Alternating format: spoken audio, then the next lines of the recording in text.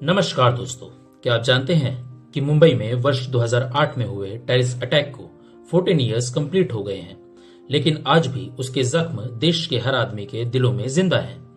Indian history के सबसे काले दिनों में से एक 26/11 को आतंकवादियों ने अब तक के सबसे क्रूअल टेररिस्ट अटैक को अंजाम दिया था। इस अटैक में लश्कर-ए-तैयब के 10 टेररिस्टों ने मुंबई में घुसकर 4 दिनों तक फायरिंग और back to back bomb blast किए थे। इस हमले में 164 लोग मारे गए थे और 300 से अधिक लोग घायल हो गए थे। इस हमले के पीछे आतंकियों के कई मोटिव थे, जिसका खुलासा समय समय पर होता आया है। मैं अमित और आज हम मुंबई अटैक के पूरे किस्से को इन शॉर्ट में समझने वाले हैं। तो चलिए शुरू करते हैं। साल 2008 का था, महीना नवंबर का और तारीख थी 26 जब मुंबई में अटैक किया गया। इस हमले में शामिल टेररिस्ट पाकिस्तान से भेजे गए थे और वह काफी ट्रेंड थे। इन सभी ने भारत में एंटर करने के लिए सी रूट को चुना। कुलाबा सी बीच से एक बोट के जरिए भारत में घुसे और पूरी तरह हथियारों से लैस और ड्रेसिंग ऐसी कि कोई पहचान नहीं पाए। अब शहरों से पहली रिपोर्ट देर रात में आना शुरू हो जाती है। हालांकि शुरुआती रिपोर्ट में इसे गैंग वॉर बताया, लेकिन जल्द ही यह समझ आ गया कि यह कोई गैंग वॉर नहीं बल्कि एक टेररिस्ट अटैक है। फुल प्रूफ प्लान के साथ 2 आतंकवादी ट्राइडेंट में, 2 ताज में और 4 नरीमन हाउस में एंटर करते हैं। कसाब के साथ 2 आतंकियों ने छत्रपति शिवाजी महाराज टर्मिनस में फायरिंग करना शुरू कर दिया, जिसमें 58 लोग मारे गए और 100 से अधिक घायल हो गए। तब कसाब और इस्माइल खान कामा अस्पताल को अपना टारगेट बनाते हैं और वे रास्ते में 6 पुलिस ऑफिसर्स पर अटैक करते हैं, जिसमें अशोक कामटे, विजय सालस्कर और महाराष्ट्र एंटी टेररिज्म स्क्वाड के एक्स जनरल हेमंत करकरे शामिल थे। उनका मेन मोटिव आतंक फैलाना और कुछ प्रमुख आतंकवादियों को कंधार अपहरण मामले से छुड़वाना था। मुंबई में टेरर अटैक का प्लान कई महीने पहले ही तैयार कर लिया गया था।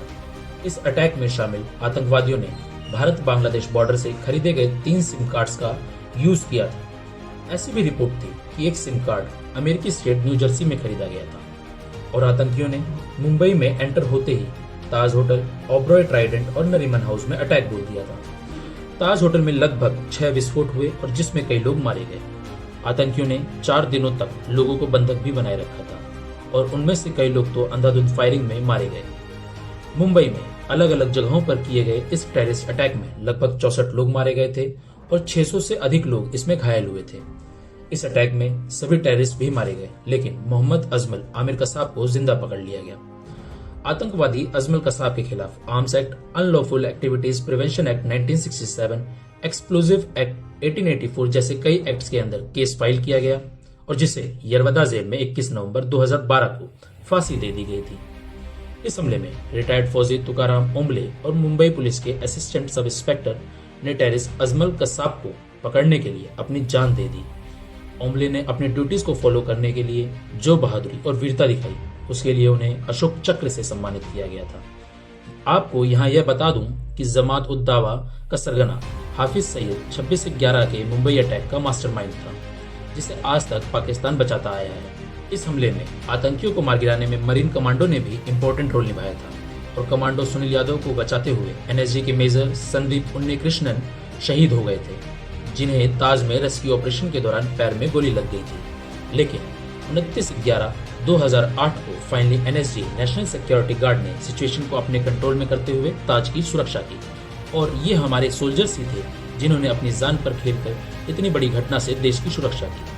आपको बता दूं कि हमले के बाद महाराष्ट्र के मुख्यमंत्री विलासराव देशमुख और उस समय के केंद्रीय गृह मंत्री शिवराज पाटिल के साथ कई राजनेताओं ने इस्तीफा दे दिया था। इसके अलावा भारत सरकार ने भी अब सीमा सुरक्षा पर अपना फोकस बढ़ाते हुए रीसेट जैसी सैटेलाइट्स का यूज अब बॉर्डर सर्विलांस में करना शुरू कर दिया है। इसी के साथ आज की चर्चा को यहीं समाप्त करते हैं। आशा करता हूं कि आप 26/11 अटैक के सभी एस्पेक्ट्स को बेहतर तरीके से समझ गए होंगे और अगर आपको यह वीडियो अच्छी लगी हो तो लाइक, कमेंट और शेयर करना ना भूलें। साथ ही चैनल को सब्सक्राइब कर बेल आइकन को जरूर दबा दें ताकि आने वाली सभी वीडियो के नोटिफिकेशन आप तक पहुंचते रहें। धन्यवाद।